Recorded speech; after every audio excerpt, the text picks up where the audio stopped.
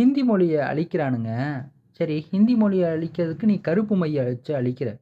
இந்த தெலுங்கு அழிக்கிறதுக்கு நான் என்ன மைய எடுத்துட்டு வர்றது? ஏன்னா, தமிழ்நாட்டு அமைச்சரவையில 5 பேரு வந்து தெலுங்க தாய்மொழியா கொண்டவன் இருக்கான்.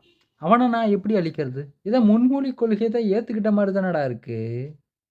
தெலுங்கு தாய்மொழியா கொண்டவன 5 பேர வச்சிருக்கிற. கன்னடத்த தாய்மொழியா கொண்ட எத்தன அமைச்சர் இருக்கிறாங்கன்னு தெரியல.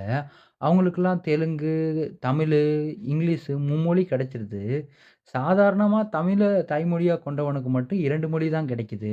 அதுலயும் சில பேரு பணக்காரங்களா இருப்பாங்க. அவங்க பிரைவேட் ஸ்கூல்ல பசங்கள சேர்த்து விட்டு 3வது மொழிய ஒண்ணு சொல்லி தராங்க. இதுலயே தமிழ தாய்மொழியா கொண்ட அரசாங்கத்தில படிக்கக்கூடிய மாணவர்கள் எப்படி 3 மொழிய கத்துக்குவாங்க? புரியல நான் சொல்றேன்.